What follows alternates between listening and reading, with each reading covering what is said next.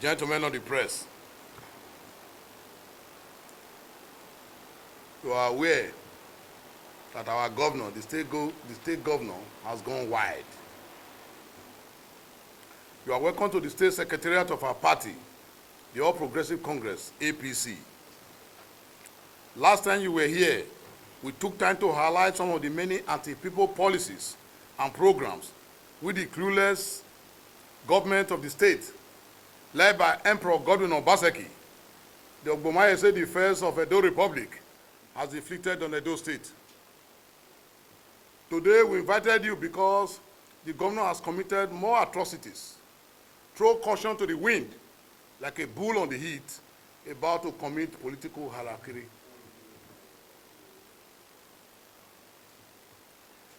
As you are aware, since Nigeria's Fourth Republic began in 1999, Edo State and other oil and gas producing states that make up the Niger Delta are entitled to the 13% derivation fund sanctioned by the 1999 Constitution as amended.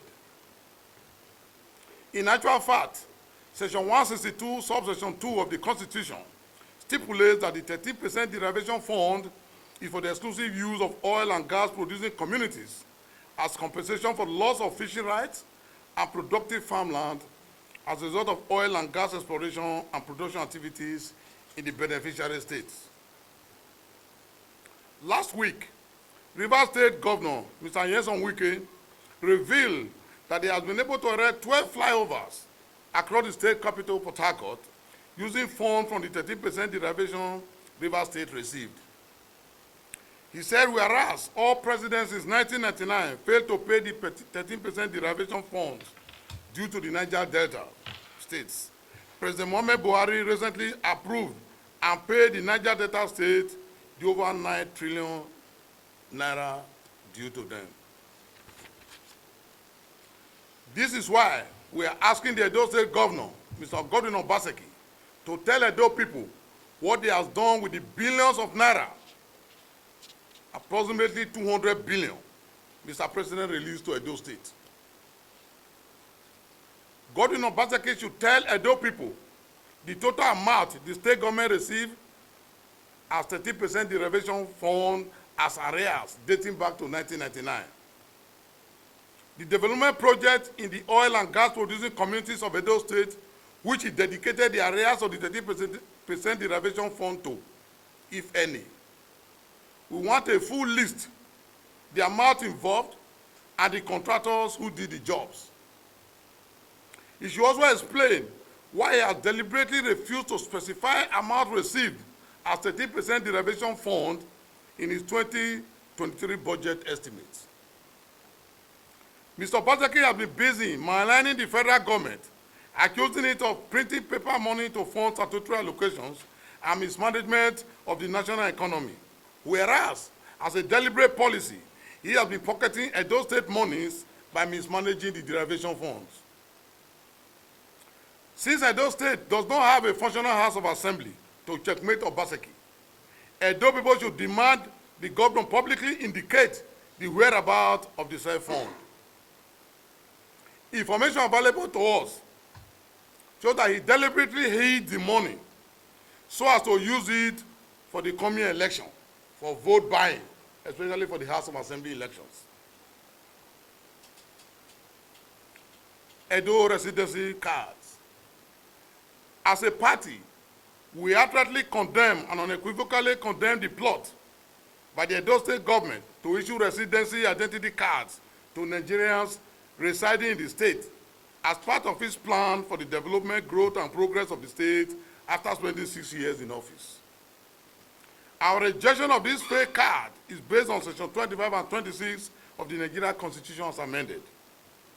The sections explain that the power to decide who a citizen of Nigeria is the federal government, and that is being taken care of with the national identity card number. You recall that earlier this year, the state governor said all persons residing in Edo will be registered and given identity card which will be linked to their bank verification number for proper identification due to the growing trend of insecurity in the state. Today, he said the Edo State resident identity card is for people living in the state and for those who want to stay in Edo and will now be linked to the NIN, National Identity Number.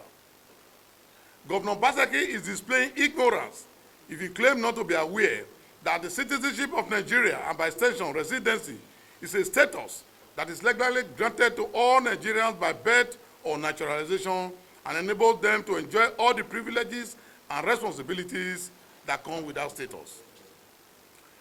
If the Edo State government is serious about identifying all Nigerians residing in the state, the simple process is to boost awareness about the national identity number, encourage more citizens to get their NIN, and thereafter liaise with the relevant federal agencies to get the data for all Edo residents. The annual Holo ritual called Alaudao. For the past 6 years, Mr. Godwin Obaseki has wasted Edo taxpayers' funds in celebrating his incompetence with the event he called Alaudao Summit. In fact, the summit is a covert operation codenamed Obascam, where the scamming of Edo people is carefully planned and rehearsed for eventual execution. Hence, nothing positive has ever emanated from the exercise. This year, Mr. Godwin Obaseki has illegally registered a company called Alagodao Company Limited with his cronies and business allies as shareholders in the hope that his successor in office will continue with the annual scamming event. This is a governor who cannot account for all the monies he has received from the federation account since he took office, while wasting billions of naira on such white elephant projects like the Benin Enterprise and Industrial Park, the Benin Innovation Hub, Edo Tech Park, Edo Refinery and Petrochemical Company, the Gelegele Seaport, the University of Innovation, the Edo North Airport, the Benin Technical College, claiming that he has boosted the growth of a non-existent private sector. Edo State Minister of Demolition. Gentlemen, you are fully aware that Mr. Obaseki has tacitly created an Edo State Minister of Demolition with a queer woman in charge who knows next to nothing about town or physical planning or urban development. The ministry, with Obaseki's approval, recently decided to demolish the Nigeria Union of Journalists Secretariat on the Reservation Road, Benin City, and acquire the land. To deceive Edo journalists, the government claimed that the proposed demolition is not true. Just the same manner he denied the demolition of the Central Hospital. I think we are wiser for it now. It is public knowledge that the building dates back to the 1960s on a plot donated by the Oba of Benin, Oba Kenzwa II. He says his interest in the building is because it borders walls and moats in Benin City.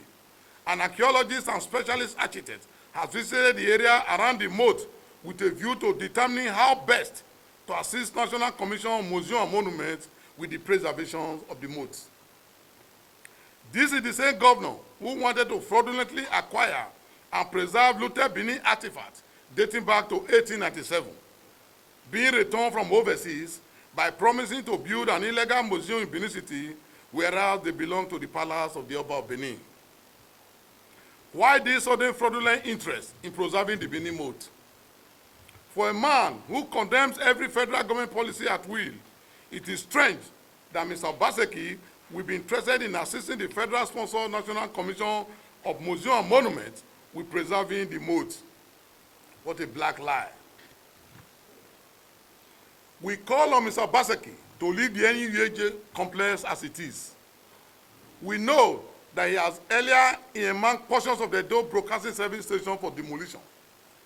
This is coming after he has demolished the veterinary clinic, the State Minister of Agriculture and Natural Resources, the headquarters of the Edo State Library, the central hospitals, and the Nigeria Observer.